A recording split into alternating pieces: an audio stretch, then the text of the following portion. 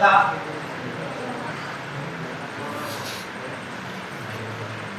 जोना खान, इसके बेटे का नाम था भाई जोना खान, और इसके समय पर दिल्ली के सबसे बड़े संत का नाम था निजामुद्दीन औलिया। अरे ये कौन बता रहा है क्लास में? मैंने बोल लगाना आप तब चले जाओ। अगर मैंने अब बात करता वो देख लिया ना क्लास में, ध्यान रख लेना वो या ये वही, पर उसका सिस्टम मैं जरूर बिठा दूंगा। क्लास तो लगी नहीं तुम्हारी, वो तो रही है, पर उसका मैं बिठा दूंगा। जब मैं बोल रहा हूँ तुम चले जाओ, खाली रूम है बाहर चले जाओ आराम से, कोई दिक्कत नहीं। क्लास में बैठ के बताएंगे, भूल जाना भाई दिमाग में कोई भ्रम हो।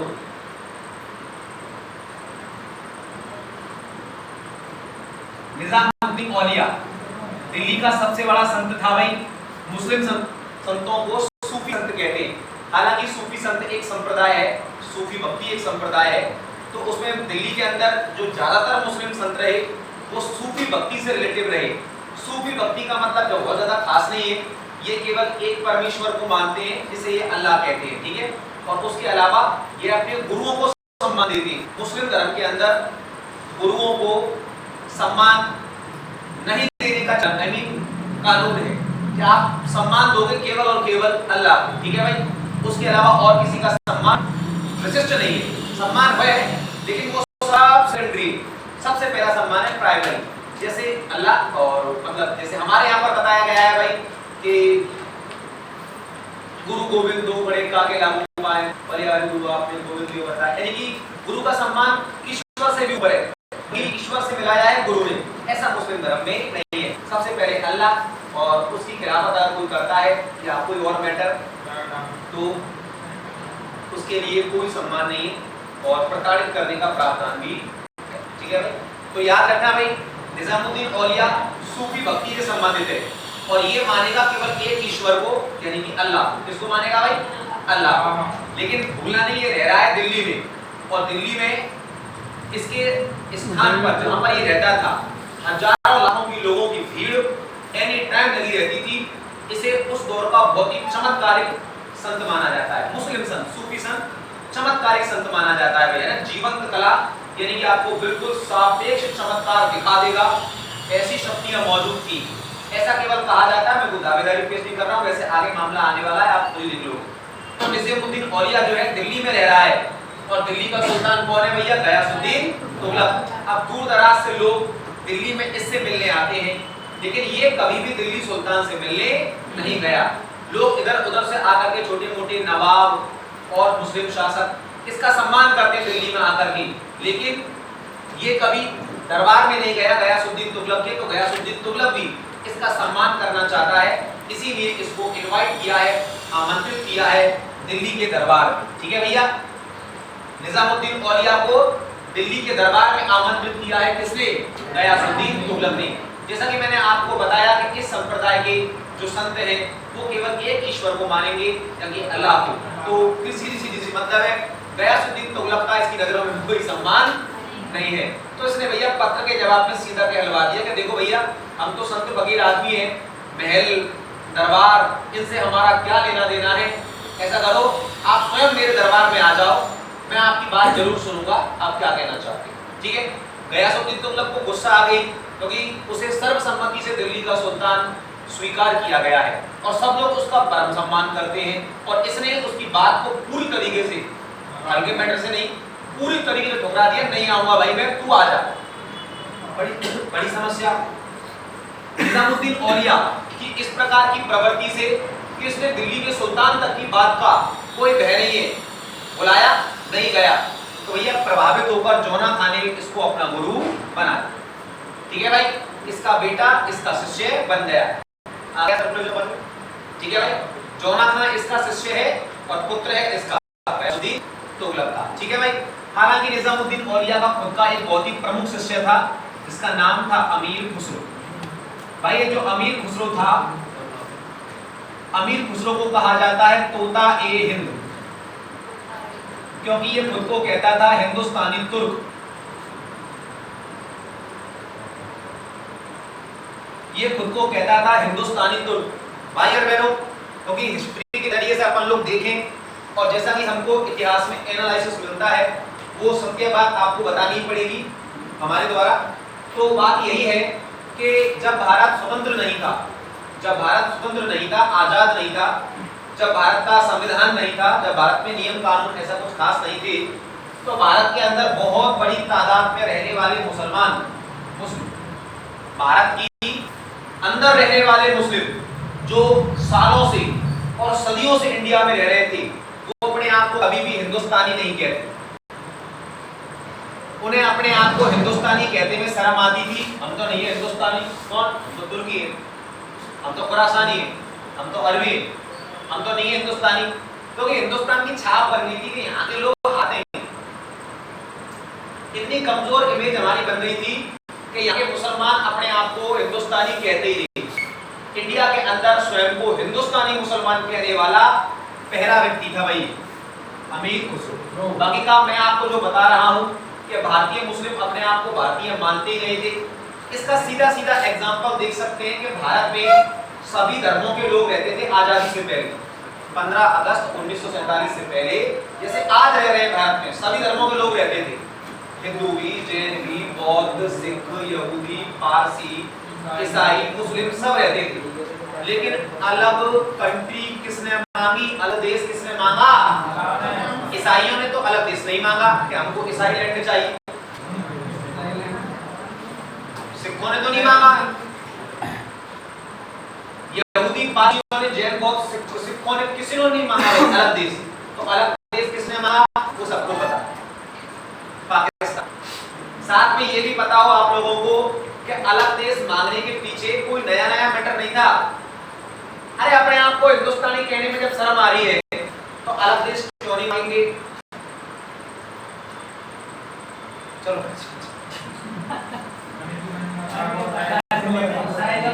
ज्यादा सच्चाई बाहर आ जाएगी। चलो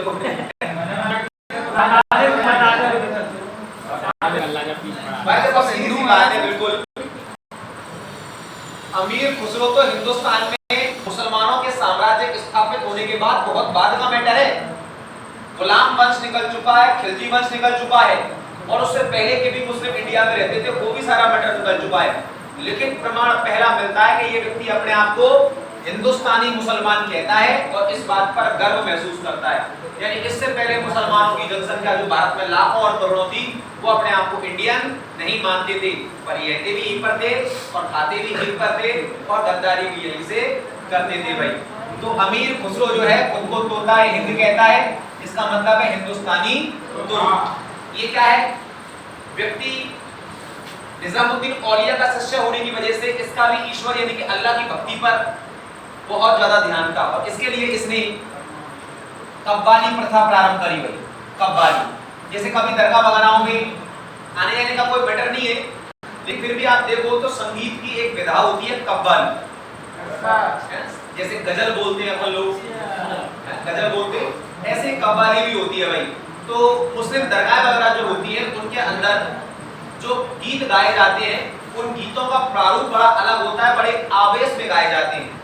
इन गीतों में काफी सारे वाद्य यंत्रों का प्रयोग होता है, लेकिन सबसे महत्वपूर्ण प्रयोग है ढपली नाम के वाद्य यंत्र का। और इनमें जो गीतकार होता है कव्वाल कहते हैं उसको, और वो कव्वाल गीत गाने के साथ साथ कलाबाजी करता है, करतबबाजी करता है। तो उस पूरी विधा को बोलते हैं कव्वाली। क्या बोलते हैं भैया? तो भैया ने कव्वाली प्रथा प्रारंभ करी थी, और साथ में इसने तबला का आविष्कार किया और सारंगी नाम के वाद्य यंत्र का इसने आविष्कार किया। और इसके अलावा भाई इसने खजाइन उल फुतूह नाम की पुस्तक लिखी, और इस पुस्तक में ये लिखा हुआ है कि इसने दिल्ली के 9 सुल्तानों के दरबार में काम किया था। दिल्ली के 9 सुल्तानों के दरबार में इसने काम किया था, और उनके समय की पूरी हिस्ट्री खजाइन उल फुतूह नाम की पुस्तक में लिखी गई है। बाद में फिर इसने अपने गुरु के लिए एक कविता लिखी थी, और इस कविता का नाम था बसंती। गुरु का ये बड़ा अच्छा चेला है। बोला बसंती के संग संग रूपवाणी लिखी क्या? चलो वो दिक्कत नहीं भाई। तो बसंती नामक कविता लिखी थी, ये एक शोक कविता है, यानी दुख को प्रकट करने वाली कविता है भाई अपने गुरु के सम्मान में। तो खैर जो भी है, निजामुद्दीन औलिया जो है इसने दरबार में आने से मना कर दिया, दोबारा बुलाया, दोबारा मना कर दिया। भाई एक बार इसने सीरियसली नहीं लिया, पर दूसरी बार दिल्ली का सुल्तान बुला रहा है, तब तो सीरियस लेगा। भाई फिर भी नहीं, मना कर दिया, नहीं आ रहा भाई, तू आ जाना, मुझे क्या बार बार बुलाता है। अब होना क्या है ऐसी परिस्थिति में, जोना कहां से मना किया कि भाई इस पाखंडी, इस ढोंगी संत का तू साथ छोड़ दे, और इसका अपने गुरु के प्रति श्रद्धा बढ़ती चली गई। गुरु चेले की जोड़ी को तोड़ने के लिए गयासुद्दीन तुगलक ने अपने पुत्र जोना खां को 1324 में भेज दिया वारंगल। वारंगल का मतलब है आंध्र प्रदेश। और जब ये वारंगल को जीतकर लौटा दिल्ली, तो दिल्ली आकर अपने पिता या दिल्ली के सुल्तान से मिलने की बजाय सबसे पहले अपने गुरु से मिला। भाई इस बात पर तो गयासुद्दीन तुगलक और ज्यादा भड़क गया कि ये निजामुद्दीन औलिया अपनी नजरों में मुझे कुछ नहीं समझता, और इसके प्रभाव में आकर मेरा बेटा भी मेरी इज्जत नहीं कर रहा है। तो अब इस गुरु और चेले दोनों को मारने का समय आ गया है। भाई तो गयासुद्दीन तुगलक इन दोनों को मारने के लिए कोई इनसे गलती हो जाए ऐसी प्लानिंग करने लगा, लेकिन कोई इनसे गलती नहीं हुई। एक बार क्या हुआ, गयासुद्दीन तुगलक का जाना हुआ बंगाल। कहां पर जाना हुआ? ये बंगाल जाना हुआ, दिल्ली से बंगाल। अब होना क्या, जब दिल्ली से बंगाल जा रहा था तो उत्तर प्रदेश में चल रहा था। भाई उत्तर प्रदेश पहुंच चुका था, यूपी। उत्तर प्रदेश में इसके पास सूचना आई कि भाई तेरे पीछे से निजामुद्दीन औलिया ने अपने लाखों समर्थकों के साथ दिल्ली की गद्दी पर कब्जा कर लिया है, और दिल्ली का सुल्तान किसको बना दिया है?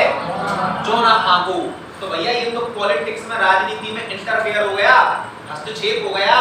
दिल्ली का सुल्तान दिल्ली में नहीं है तो पीछे से दिल्ली पे कब्जा कर लिया, विद्रोह बोलेंगे भाई उसको।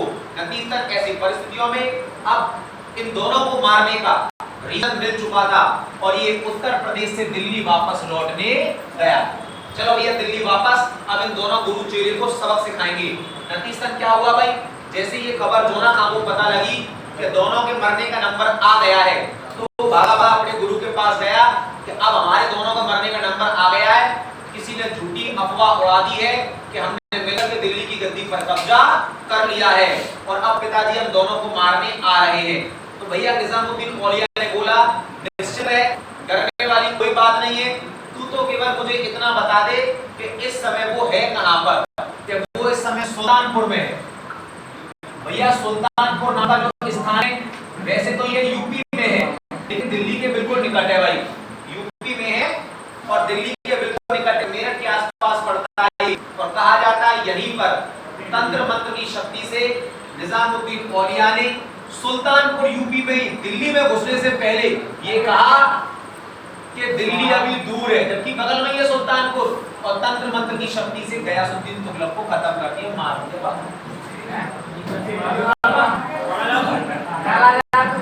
आदि बिल्कुल, क्यों आप काला जादू पर विश्वास नहीं करते?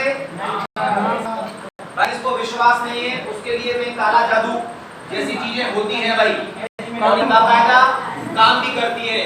तो मैं आपको इसके कई सारे एग्जाम्पल बता सकता हूँ, और कुछ फॉर्मूले भी आपको ऐसे बता सकता हूँ जिसे आप स्वयं ट्राई करके ये देख सकते हो कि काला जादू जैसी चीजें होती हैं और बाकायदा ये असर भी करती हैं।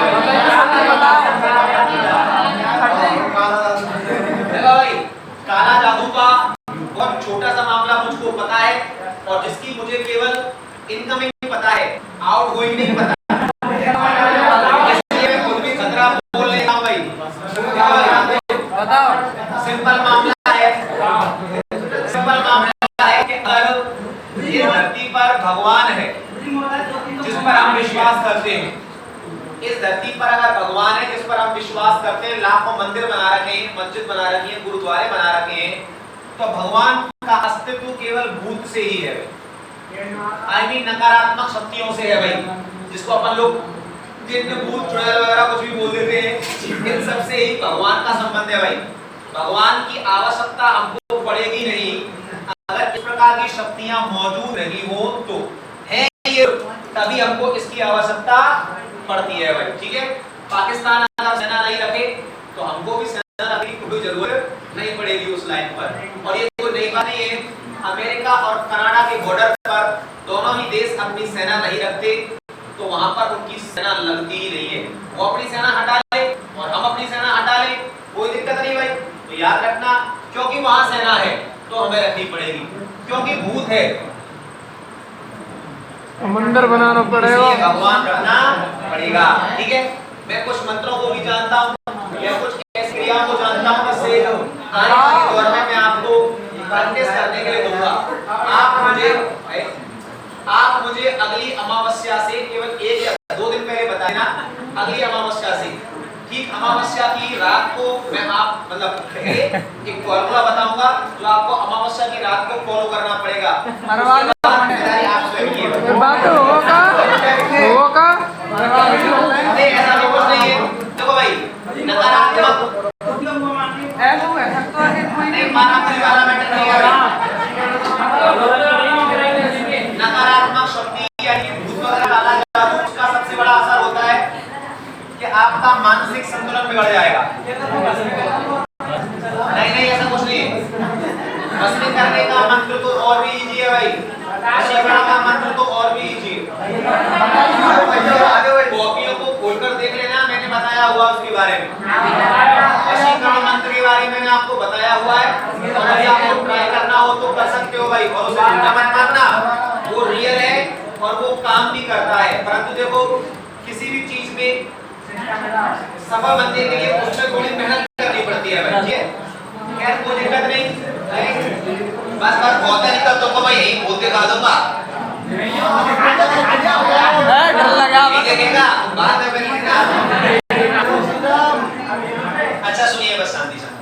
तो देखो भाई ये जो गयासुद्दीन तुगलक है, इस गयासुद्दीन तुगलक की मृत्यु हो गई, जिसे आपकी किताबों में क्या कहा जाता है, किताबों में क्या लिखा जाता है वो तो सुनो भाई, बस बातें नहीं करते। अरे बस बात।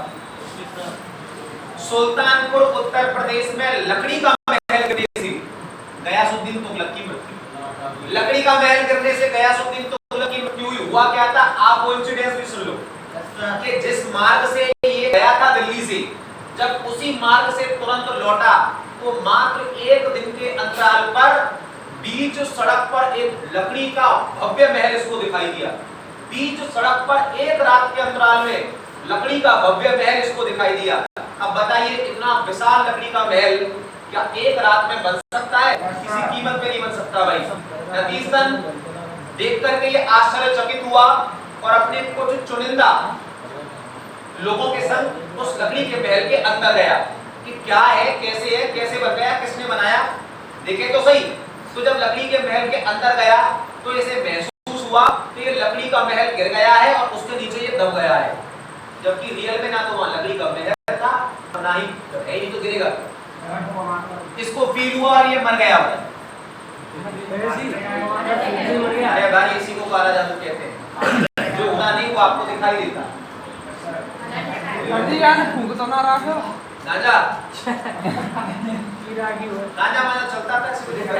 हां तो बात है तो है गांजे से चलो ठीक है, ऐसा होता है गांजे की सदी से हुआ हो सब कुछ, अनुभवी आदमी है जो भी है भाई। लेकिन सुल्तानपुर उत्तर प्रदेश में इसकी मृत्यु हो गई लकड़ी का महल गिरने से, दैट्स फाइनल। ओके, तो सीधी बात है, अब ये मर गया तो दिल्ली का सुल्तान बनने का नंबर आ ही किसका गया? सीधी सी बात है भाई, तो बेटा ही बनेगा। और इसी जौना खां को मोहम्मद बिन तुगलक के नाम से जाना, ठीक है भाई। जौना खां का वास्तविक नाम है और किस नाम से दिल्ली की गद्दी पर बैठा? शॉर्टकट में आप कह सकते हो MBT, ठीक है भाई। कार्यकाल 1325 से 1351 ईस्वी। तो देखो भैया इसका मैटर मोहम्मद बिन तुगलक का। सबसे पहली बात तो ये सुनो कि दिल्ली के सुल्तानों में मोहम्मद बिन तुगलक राजत्व सिद्धांत पर भरोसा करने वाले शासकों में से एक था। राजत्व सिद्धांत, इसको इंग्लिश में क्या कहते हैं वो मुझे नहीं पता। मतलब डायनेस्टी मेंटेलिटी के हिसाब से जो चलता है, यानी राजवंशों की जो दबंगई होती है, उस प्रकार की सोच रखने वाला ये व्यक्ति था। कहने से मतलब इसका ये मानना था कि अगर मैं दिल्ली का सुल्तान हूं तो ये डिसाइड इंसानों ने नहीं किया, उस अल्लाह ने किया भाई डिसाइड कि मैं दिल्ली का सुल्तान हूं। और उसी अल्लाह ने मुझे कुछ ऐसे अधिकार दिए हैं जिस अधिकारों को सब लोगों को स्वीकार करना ही पड़ेगा मेरे आदेश को। कुल मिलाकर के इसे ये बोला कि देखो भाई जितने भी उलेमा वर्ग के लोग हैं, मुसलमानों के धर्मगुरु उलेमा वर्ग के लोग हैं, आप राजनीति से दूरी बनाओ भाई। आपका काम है मस्जिद में नमाज पढ़ाओ और आपकी मस्जिदों का ख्याल रखने की, सुरक्षा करने की जिम्मेदारी हमारी। लेकिन राजनीति में आप हस्तक्षेप मत करना। राजनीति काम हमारा है और धर्म का काम तुम्हारा है। और मुस्लिम उलेमाओं को पॉलिटिक्स में हमेशा से इंटरेस्ट रहा, हमेशा से इंटरेस्ट रहा है भाई। करना क्या है, दिल्ली की मुस्लिम जनता का टोटल वोट बैंक एक पक्ष में लाने के लिए केवल ये घोषणा करनी पड़ती है कि भाई ऐसा है कि अगर हमारी पार्टी चुनाव में सारे मुसलमान हमको वोट देके जिता देते हो तो हम मुसलमानों के प्रत्येक धर्मगुरु को 15-15 हजार रुपए सैलरी देंगे। मंदिरों के पंडितों को सैलरी नहीं मिलती, सिखों के गुरुद्वारों के जो ग्रंथी होते हैं उनके पंडित सिखों वाले, उनको तनख्वाह नहीं मिलती भाई। जैन और बौद्ध मंदिर मठों के जो स्वामी होते हैं उनको तनख्वाह नहीं मिलती। लेकिन भगवान जाने हमारे भारत देश का क्या सिस्टम है, ये देश है या धर्मशाला में, ये समझ में नहीं आता। केवल एक धर्म के धर्म गुरुओं को तनख्वाह मिलती है, एक धर्म के धर्म गुरुओं को तनख्वाह मिलती है। तो झड़के पूरे मुसलमान एक पक्ष में वोट देते हैं और हर बार वहां पर एक ही पार्टी की सत्ता आ जाती है। ठीक है, आपको पता है मैं किसकी बात कर रहा हूं। अब देखिए होता क्या है ऐसी परिस्थितियों में कि उलेमा वर्ग का शुरू से पॉलिटिक्स में इंटरेस्ट रहा था और है और आगे भी रहेगा। लेकिन इसने पॉलिटिक्स से इनको बिल्कुल निर्धारित कर दिया कि राज दरबार से दूर रहना। आपने अगर राज दरबार में इंटरफेयर किया, हस्तक्षेप, तो आपको भी अपराधी मानकर दंडित किया जाएगा, क्योंकि अल्लाह ने मुझे चुना है गद्दी के लिए, तुम्हें नहीं। तो सीधी सी बात है, मुस्लिम उलेमा तो चिढ़ेंगे और वो पूरा प्रयास करेंगे कि इसको गद्दी से हटा दिया जाए। ठीक है भैया, अब सुनो आगे कई सारी खासियतें इसकी क्वेश्चन पेपर बुक लेकर आते हैं कि इसने क्या किया, उदारवादी शासन लागू किया, वही जलालुद्दीन खिलजी के जैसे इसने भी। देखो भाई, जहां जहां तक मेरा साम्राज्य होगा वहां पर कोई हिंदू मुस्लिम सिस्टम नहीं चलेगा। वहां हिंदू पूरी आजादी के संग अपना होली दिवाली या अन्य त्योहार मना सकते हैं, ऐसे मुसलमान भी ईद ईद उल जुहा मना सकते हैं और कोई किसी के 30 त्योहारों में हस्तक्षेप नहीं करेगा। बल्कि इसने इतनी भी छूट दी कि अगर कोई हिंदू चाहे तो ईद ईद उल जुहा मना सकता है, कोई मुस्लिम चाहे तो होली दिवाली के उत्सवों में सम्मिलित हो सकता है, कोई समस्या नहीं है। और शुरुआत भैया ने खुद ने कर दी, अपने महल में किले में होली का त्योहार आयोजित करता। होली खेलने में बड़ा मजा आता था।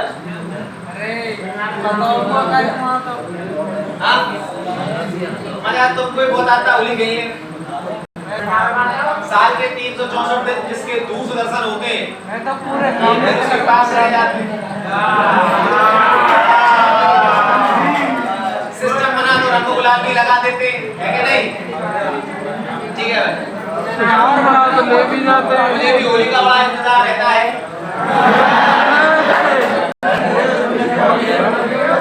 और मैं भी हमारे पड़ोस से थोड़ी दूर रंग लगाने जाता हूँ।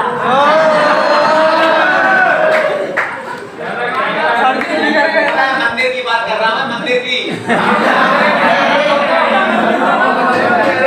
मंदिर ही वैसा हमारे रंग वाले तो चले गए, तो आज कोई दिक्कत नहीं। बूढ़े थे वैसा। अच्छा आगे देखिए भाई, तो मैंने आपको पहले बताया कि यह मुस्लिम होने के बावजूद कट्टरवादी दौर हिंदुओं का त्योहार होली में सम्मिलित होता था। तो इससे आपको इसकी मेंटेलिटी पता लग रही होगी कि यह व्यक्ति अपनी विचारधारा में कैसा था। लेकिन रुकिए, थोड़ा सब्र करिए, धीरे धीरे इसकी और डिटेल आ रही है। याद रहे भाई कि ये जो मोहम्मद बिन तुगलक है एमबीटी है, अब तक के दिल्ली सुल्तानों में सबसे ज्यादा लिटरेट था, सबसे ज्यादा पढ़ा लिखा था, सबसे ज्यादा। इसे उर्दू, अरबी, फारसी, तुर्की, खगोल शास्त्र, गणित और विज्ञान इन विषयों की महारत हासिल थी भाई। और दिल्ली के अब तक के सुल्तानों में, कुतुबुद्दीन ऐबक से लेकर अब तक के सुल्तानों में सबसे बड़ा साम्राज्य किसका था? मोहम्मद बिन तुगलक का। सबसे बड़ा साम्राज्य था भाई इसका, ठीक है भाई। इसका साम्राज्य बहुत बड़ा था और इसके पास इतना बड़ा साम्राज्य होने की वजह से धन संपत्ति बहुत ज्यादा थी और इसी वजह से इसने बहुत सारे काम करे, एक के बाद एक काम करे और उन कामों की बदौलत इसे कुछ उपाधियां मिली भाई, उपाधियां। इन उपाधियों को जब मैं आपको बताऊंगा तो आप समझ जाओगे कि इसने क्या काम करे होंगे और कैसे काम करे होंगे। बाकी का काम तो डिटेल से आएंगे ही। तो भैया इसकी उपाधि है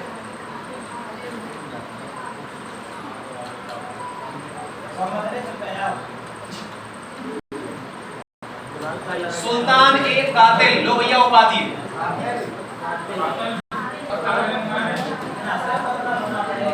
सुल्तान ए आदिल। आदिल कौन था? पागल सुल्तान। उपाधि रक्त पिपासु सुल्तान। भाई ये कमेंट करने को सड़क पे बैठे हो तुम लोग हैं? मतलब तो मैं लिखता रहा तुम कम हो। ये कमेंट करने का क्या मैटर है? सर मैडम नहीं हूँ और ना ही मेरा नाम कोई मधु है। ध्यान रखे ना, वही बोल दूंगा आकर के तुमको।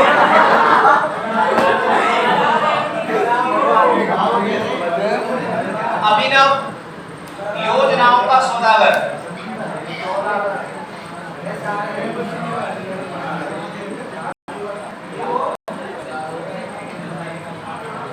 और मुद्रा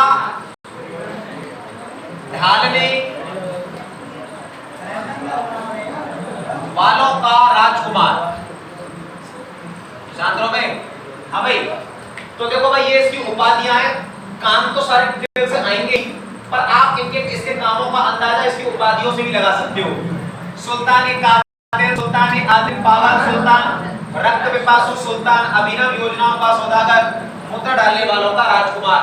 तो सीधी सी बात है, आपको इसकी उपाधियों से पता लग रहा होगा ऊट पटांग काम इसने भयंकर करे भाई। तो कौन से काम करें, आओ इसको फटाफट से देख लेते हैं। तो देखो भाई,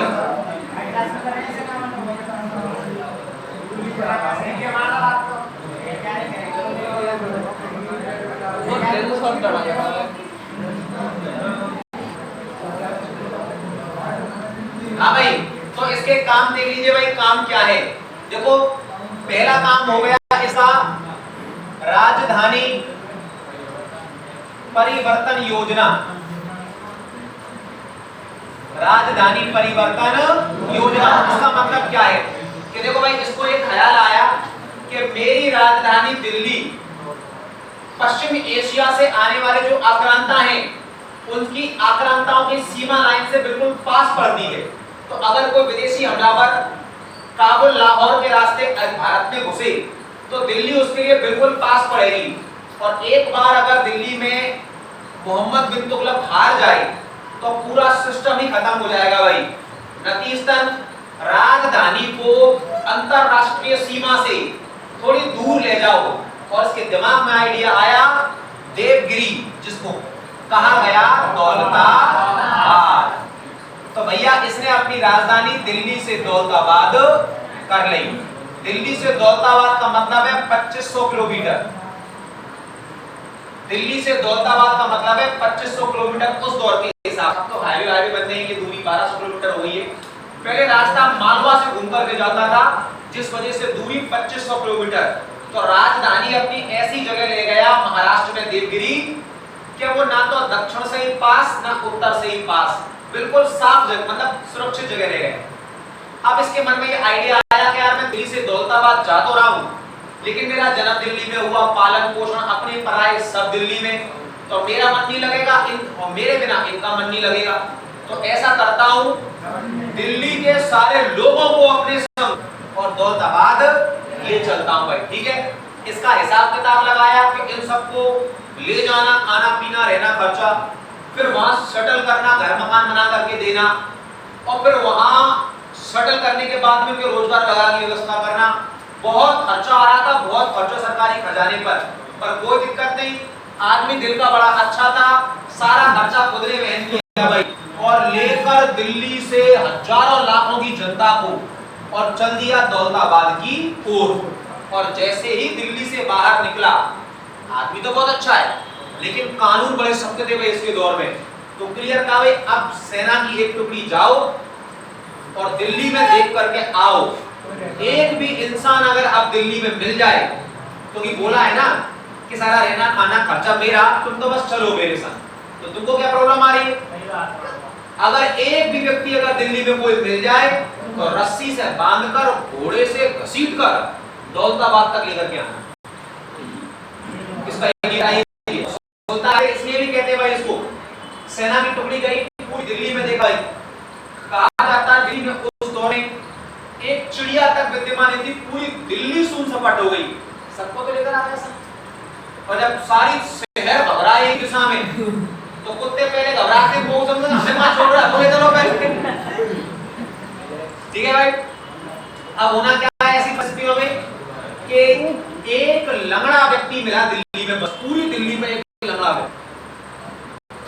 अब सैनिकों ने उससे पूछा कि भाई तुझे होश नहीं है कि तूने कितनी बड़ा अपराध कर दिया है? बोला मुझे पूरा होश है और मैं जाना भी चाहता हूँ, लेकिन जाऊं कैसे? परिवार में कोई है नहीं जो संग ले जाए, पैरों से मैं लंगड़ा हूँ तो खुद कैसे जाऊं? अच्छा हुआ तुम आ गए, अब ले चलो मुझे अपने संग। अकेला दिल्ली में वो करेगा भी क्या?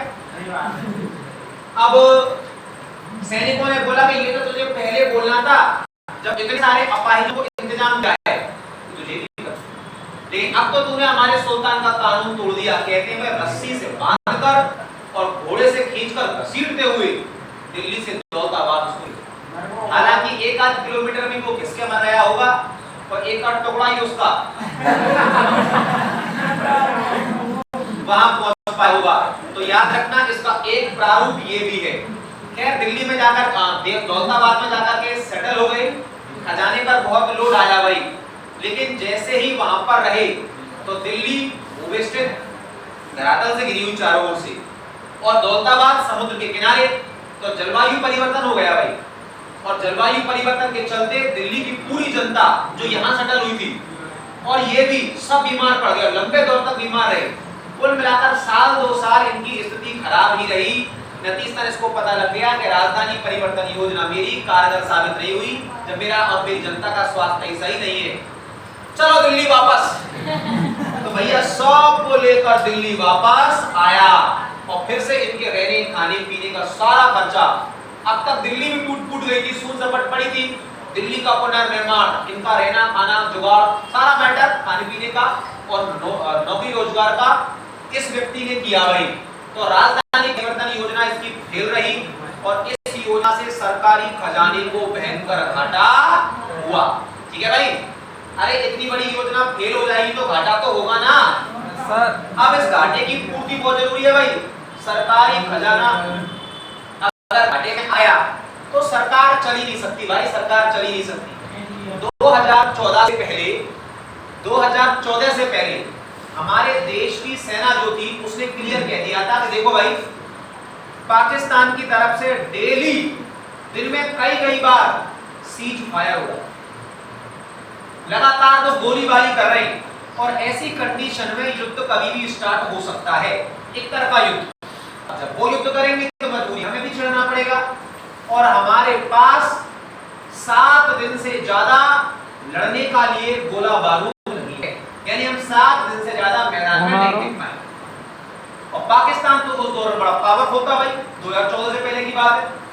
तो भाई हमारी सरकार ने बोला, कांग्रेस गवर्नमेंट थी उस समय पे, मनमोहन सिंह जी प्रधानमंत्री थे, कि भाई सरकार सेना की बात को बड़ा गंभीरता से ले रहे हैं और इंतजाम करने की कोशिश भी कर रहे हैं कि हम सेना के लिए कुछ कर पाए, लेकिन करें क्या? खजाना खाली है, मतलब खजाना खाली है भाई, सरकारी खजाने में पैसे ही नहीं है, तो हम तुम्हारे लिए कहां से गोला बारूद खरीदें, कहां से राफेल फाइटर प्लेन लेके आए, कहां से हॉवित्जर तोप बनाए, कहां से अर्जुन टैंक मंगाए, कहां से तेजस फाइटर बनाए? हमारे पास तो पैसे नहीं है भाई।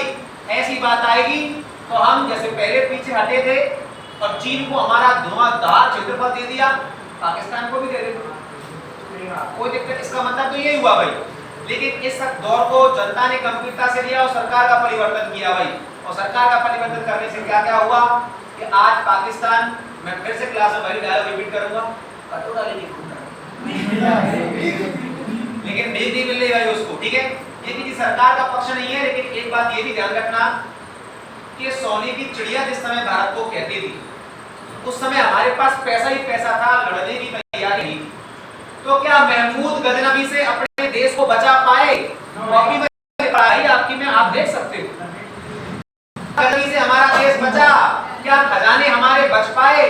बिल्कुल नहीं बच पाए। ऐसा पैसा किसी काम का नहीं है जो हमारे देश की सुरक्षा के लिए ही काम में नहीं आए। पैसा खर्च करने के लिए बनता है, दोबारा कमा लिया जाएगा, तिबारा कमा लिया जाएगा, लेकिन देश की धरती अगर एक बार हमारे हाथ से गई तो फिर वो दोबारा नहीं आनी।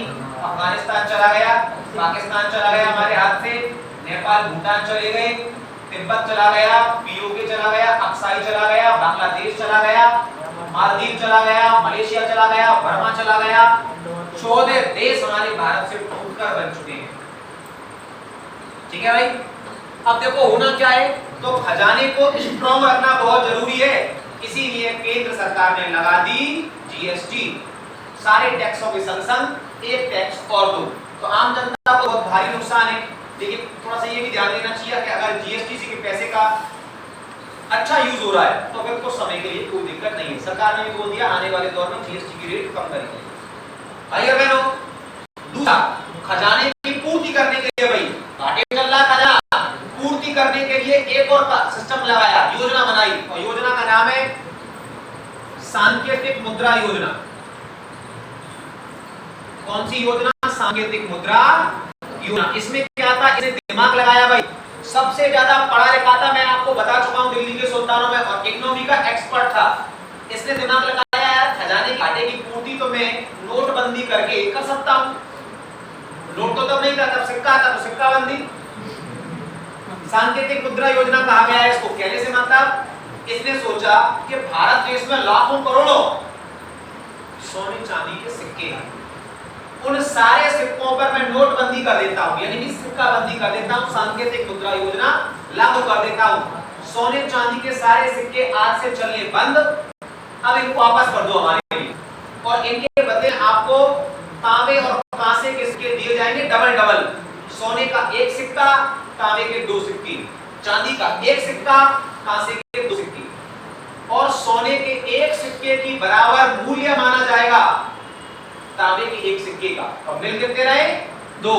तो संपत्ति जस्ट डबल हो रही है, सबकी संपत्ति डबल हो रही है भाई। जनता ने भर के सोने चांदी के सिक्के जमा करा दिए, और बदले में इनके में डबल डबल कांसे और तांबे के सिक्के ले लिए, तो सबकी संपत्ति डबल हो गई भाई, सबकी संपत्ति डबल हो गई। लेकिन इन सिक्कों पर भैया राजकीय मोहर लगाना भूल गए। सिक्कों पर पहले राजकीय मोहर लगती थी, जिससे पता चलता था कि सिक्के कौन सी सल्तनत के हैं। सिक्कों पर मोहर लगाना भूल गया, जिस वजह से क्या हुआ कि घर घर में नकली सिक्के बनाने की मशीन लग गई। जिसको 20,000 सिक्के दिए, उसके पास भी आज 20 लाख सिक्के हैं, और हर कोई व्यक्ति आज बाजार में खड़े होकर कह रहा है कि बाजार में ऐसा सामान नहीं, मैं पूरे बाजार में खरीद दो पटक दूंगा, ठीक है भाई। और सब व्यक्तियों के पास इतना पैसा आ जाए तो ऐसे तो भैया बहुत भयंकर असंतुलन हो जाएगा। नतीजतन क्या होता है, इसी को कहा जाता है मुद्रा अवमूल्यन, मुद्रा का मूल्य गिर जाना, ठीक है भाई। अब ऐसा मैं आपको एक कंट्री है वेनेजुएला के नाम से, तो वेनेजुएला कंट्री का एग्जांपल देता हूं, बहुत पुराना एग्जांपल नहीं है, 2008 से 2012 का एग्जांपल है। तो वेनेजुएला कंट्री जो थी वहां पर भी भाई ऐसा ही हुआ, वहां पर बहुत सारी चीजें सरकार ने अनियमित कर दी, और सरकार की आय जो थी वो हो गई कम, खर्चे हो गए अंधाधुंध। बोलीविया वेनेजुएला बहुत सारा तेल उत्पादन करता है, उनके देश में तेल बहुत सारा है, लेकिन एटलीस्ट तेल भी कम होने कगार पर आ गया, और व्यापार तो कोई था ही नहीं। उनका इतना भयंकर मुद्रा अवमूल्यन हुआ कि दूध 1 लीटर लेने के लिए एक बैग भर के नोट ले जाने की जरूरत पड़ने लगी। 1 लीटर दूध 1 बैग भर के नोट, ऐसा ये वेनेजुएला का हाल है भाई। तो ये तो बिल्कुल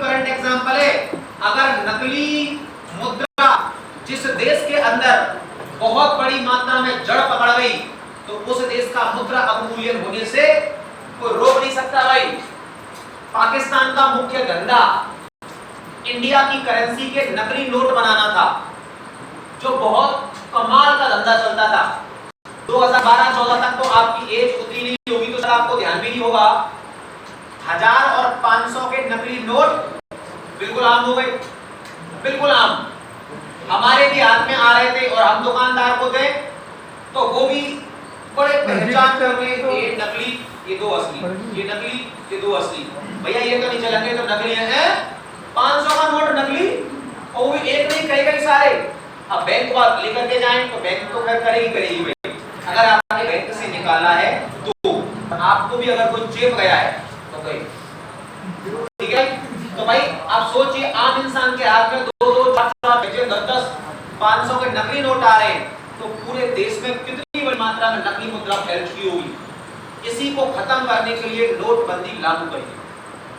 उसके बाद पाकिस्तान का धंधा चौपट हो गया और आज फिर से वही बात तो तुम भी बोल दिया करो,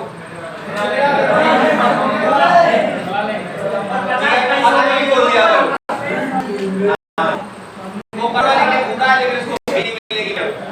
सांकेतिक मुद्रा योजना में क्या किया, लास्ट में इसको पता लग गया कि इतनी बड़ी मात्रा में नकली मुद्रा आ चुकी है तो इसने सांकेतिक मुद्रा योजना जो थी उसको तुरंत खत्म कर दिया और बोला कि भैया आज से तांबे कांसे के सिक्के बंद, सारे सिक्के जमा कराओ और बदले में चांदी और सोने के सिक्के जो तुमने दिए थे वापस ले लो। अब बताइए, एक को दिए 100 सिक्के थे और वो लेकर के आ रहा है 1000 सिक्के।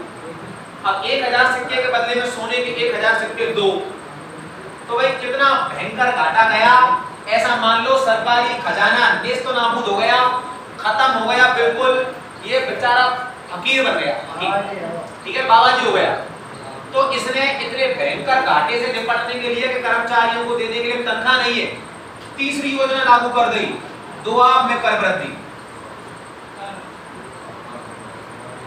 भाई देखो उत्तर प्रदेश का जो गंगा यमुना वाला एरिया है, वो गंगा यमुना वाले एरिया में 12 महीने पानी रहता है तो तीनों फसल होती है। तो जहां तीनों फसल भरपूर मात्रा में होंगी तो वहां टैक्स भी ज्यादा लिया जा सकता है, किसानों को भी कोई समस्या नहीं हुई। लेकिन इसने 4 गुना टैक्स लगा दिया दो आपके किसानों पर, दे देंगे कोई दिक्कत नहीं। लेकिन जिस साल इसने टैक्स लगाया उसी साल सूखा पड़ गया, नदियों में न मात्र का पानी, बरसात बिल्कुल हुई ही नहीं तो खेती भी नहीं हुई।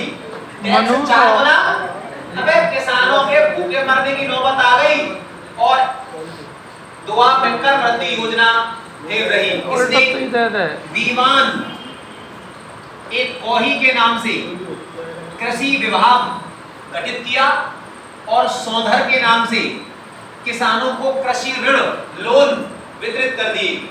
लेना चाह रहा था, लेना, ठीक है भाई। तो तीसरी योजना भी फेल रही। इन योजनाओं के बाद इसने दिमाग का इस्तेमाल करना छोड़ दिया। लाओ पहले जैसे लूटपाट पे आ जाओ तो ही सिस्टम बनेगा। चौथी योजना लागू करी, इसका नाम था खुरासान अभियान। यहाँ खुरासान का मतलब है ईरान। क्या मतलब है खुरासान का? ईरान। तेहरान वाला ईरान, ईरान। ईरान शिया मुसलमानों का देश है और वर्ल्ड में शिया मुसलमानों की जनसंख्या मात्र 10% है। सुन्नी मुसलमान है 90% और शिया सुन्नी मुसलमानों में इतना ज्यादा वैर होता है कि ये आपस में मार काट का संघर्ष करते हैं, मार काट का। पाकिस्तान जैसा भिखारी देश भाई ईरान से सस्ता गेहूं और टमाटर और अन्य चीजें नहीं खरीदता, वो सस्ता देने को तैयार है। भाई हम मुसलमान, तू मुसलमान ले ले, नहीं लगते, हम सुन्नी है और तू शिया है, तो उससे सस्ता लेंगे हम, इससे बढ़िया तो भूखे मर जाए। तो मरी रहे सालों, क्या करोगे? क्या भूख खा ले, मरेंगे ही और कोई मैटर नहीं है। हमें तो अभी सेना को और तैयार करना पड़ा है, सारे भूखमरे हमारे देश में घुसेंगे, चाहे नेपाल के रास्ते आए या बॉर्डर पे तो आने की औकात नहीं। जो भी दोषी को पकड़ाकर और भी बहुत है देश के अंदर, भाई मत पकड़े। आप सुनने के वालों तो चलेगा, ठीक है भाई। तो खुरासान अभियान क्या? ईरान के खिलाफ तीन मुस्लिम संगठनों ने, तीन मुसलमान संगठनों ने संगठन बनाया। एक है मोहम्मद बिन तुगलक हिंदुस्तानी सुल्तान, एक है मिस्र का खलीफा अब्बासी और एक है मंगोल नेता तरमशीर। इन्होंने संगठन बनाया और बोला कि भैया 3-3, 4-4 लाख की सेना सब बनाओ और 10-12 लाख की सेना ईरान पर छोड़ दो, सारे शिया मुसलमानों का कत्ल करो और संपत्तियों को खींच कर उनकी जब्त करके आपस में बांट लो। लो भाई, जब ईरान की संपत्ति हाथ लगेगी तो एक ही बार में सरकारी खजाना सुधर जाएगा। और भैया ने एकदम मजबूत तैयारी करी। इधर से मिस्र आ रहा है, उधर से मंगोल आ रहे, इधर से हम जाएंगे। 3,70,000 की सेना बनाई। कितनी? और इस सेना को बेहतर तैयारी के संग संग बेहतरीन किस्म के अस्त्र शस्त्र हथियार देने के संग संग 1 साल का एडवांस वेतन और दे दिया पेमेंट कि इस सेवरी को अपने घर पर रखिया हो और बिल्कुल चिंता मत करना घर वालों की, मैं हूं यहाँ पर उनकी देख रेख के लिए। तुम तो ईरान जाओ, मारो उन शियाओं को और लूटपाट करके जितना ज्यादा पैसा हो सकता है लेकर के आना। और जैसे ये सेना खुरासान गई, मतलब ईरान गई, वहां पर ना तो मिस्र आया ना मंगोल आया। ये बेचारे अकेले फंस गए भाई वहां पर। क्या से क्या बेवफा भैया, मंगोल और मिस्र दोनों बेवफा निकले भाई, नहीं आए। और भैया जब ये गए, इनको पता थोड़ी था वो नहीं आएंगे, इनको पता था वो आएंगे। ये ईरान के अंदर घुस गए और सब मारे गए और इसका पूरा की पूरा इन्वेस्टमेंट सब खत्म गया। और भैया अब तो माहौल ऐसा हो गया कि 6-6 महीने हो गए, साल भर हो गए, लोगों को सैलरी नहीं मिल रही है, कर्मचारियों को। विद्रोह स्टार्ट हो गए, कभी यहाँ विद्रोह कभी वहां विद्रोह। आनंद फानंद में इसने एक और योजना लागू करी। योजना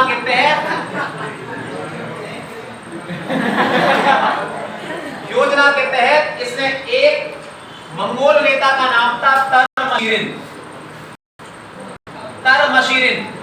ये मंगोल नेता का नाम है भाई। इसी ने प्रॉमिस किया था हम आएंगे, लेकिन नहीं आए। और इसने भाई साहब गुस्से में आके पत्र लिख दिया, तरमशीरिन साले कमीने कुत्ते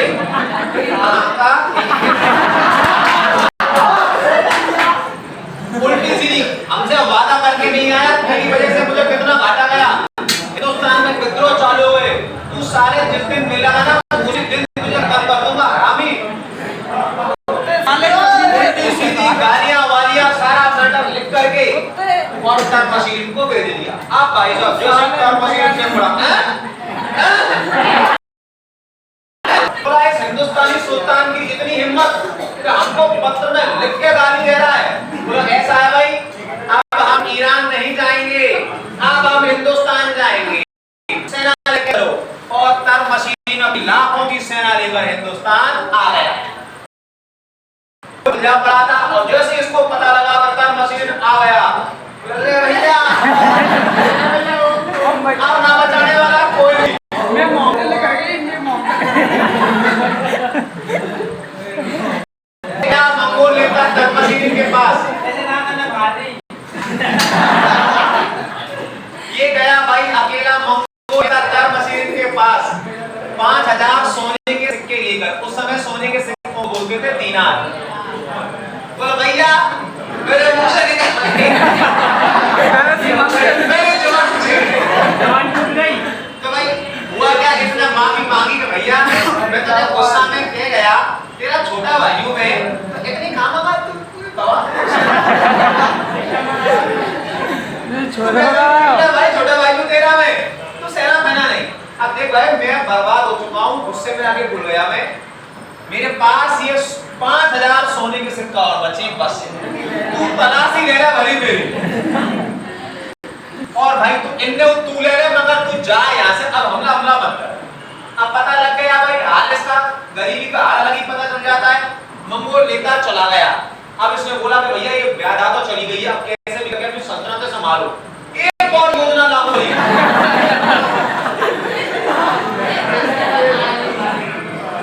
कराजल अभियान। कौन सी योजना लागू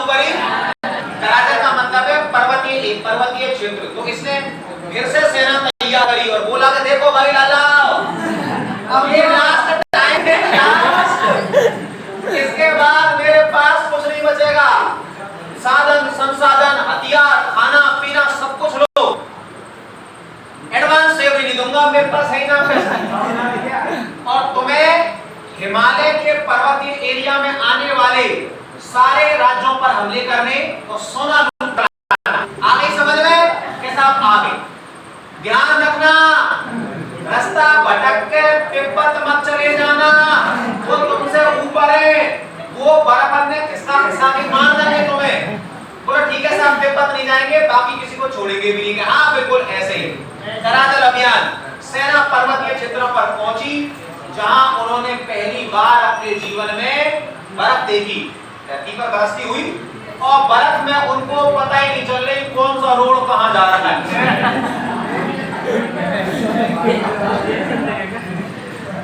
पता ही नहीं चल रही, रास्ता भटक के तिब्बत पहुंच गए।